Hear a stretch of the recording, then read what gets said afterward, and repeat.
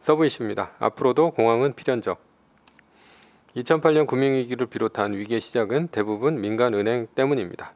민간은행은 감당 못할 대출을 실행했고요. 그것이 채무 불이행으로 부실 자산으로 변했습니다. 어려운 말이긴 한데요. 쉽게 풀어보면 예를 들어서 서브프라임 모기지는 신용도가 낮은 사람들에게 대출을 해준 것인데 주택가격이 올라가면 문제가 되지 않지만 주택가격이 떨어지면 대출 이자를 갚지 못하고 원금 상환이 들어오기 때문에 개인 파산에 이어 은행까지 파산을 한다. 이런 얘기입니다.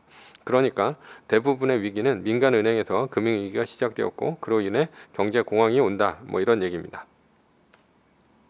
자본주의의 논리라면 경제위기가 닥치면 민간은행은 진작에 파산을 했어야 합니다. 그러나 은행이 파산하면 자본주의의 근간이 흔들립니다. 왜냐하면 돈을 공급할 주체가 없기 때문에 돈이 돌지 않고 경제가 멈춰버립니다.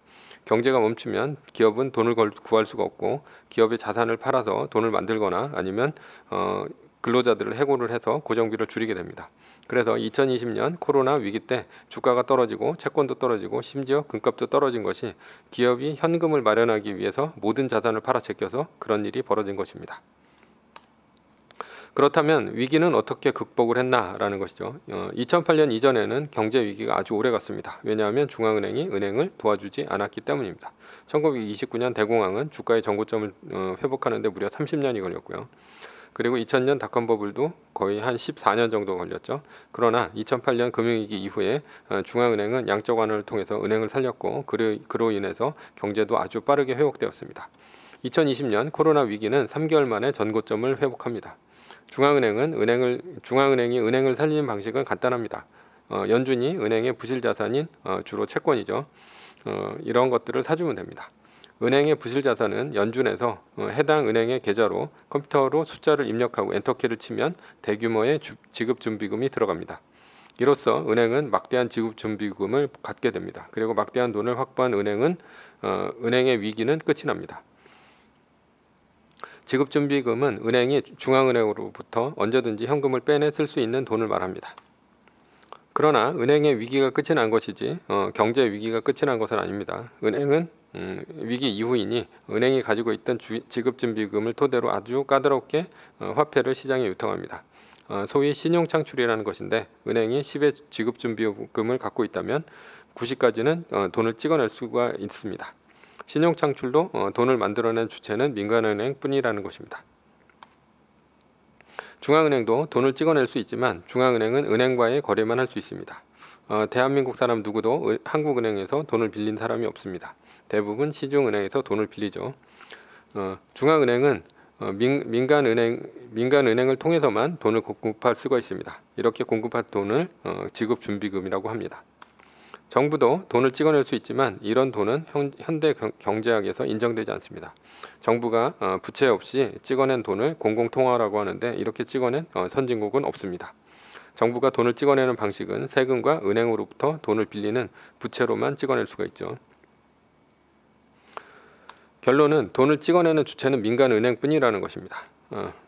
민간은행이 돈을 찍어내면 어떤 문제가 생기냐?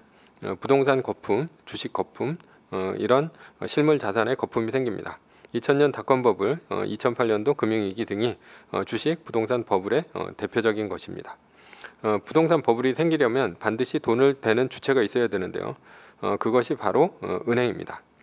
은행은 부동산 가격이 너무 올랐다 생각하면 안 빌려준다면 거품이 생기지 않습니다. 그러나 민간은행은 이윤을 추구하는 집단입니다. 따라서 이윤만 있다면 무조건 대출을 해줍니다. 사실 무조건은 아니죠. 대출 신청을 하는 고객의 신용을 평가해서 그 중에서 대출을 갚을 만한 능력이 있는 고객에게 대출 할당을 해줍니다. 그런데 부동산 가격이 지속적으로 상승하면 부동산 가격의 적정성을 고려치 않고 가격에 비례해서 일정액을 빌려줍니다. 따라서 갑자기 부동산 가격이 급락이라도 한다면 대부분의 부동산 우량 자산은 부실 자산이 됩니다. 그리고 그 규모가 크다면 2008년도와 같은 은행발 금융위기가 터지는 것입니다. 저금리 공급 부족에 미 집값 34년 만에 상승이라는 이제 기사가 있는데요. 미국 주택가격이 34년 만에 가장 큰 폭으로 올랐다. 미국의 주택가격 지수인 S&P 코어로지 케이스 실러 전국 주택가격 지수는 4월에 전달 대비 연율 13.3%가 올랐다. 이렇고요. 그리고 이런 상승세는 1987년 이후 최고치다. 또 이 지수는 전년 동월 대비 14.6% 올랐다. 주택가격이 역대 최대다 하는 것은 주택가격이 치솟았다라는 말과 똑같습니다. 따라서 가격이 급락이라도 한다면 부동산은 부실자산이 되어 은행의 부실로 이어지고 경제적으로 공황이 온다는 얘기와 다름없습니다. 그렇다고 올라가는 주택에 담보대출 안 해줄 민간은행은 없으니 위험은 상존한다는 얘기입니다. 결론은 민간은행만이 돈을 찍어내는 한 경제공황은 주기적으로 온다.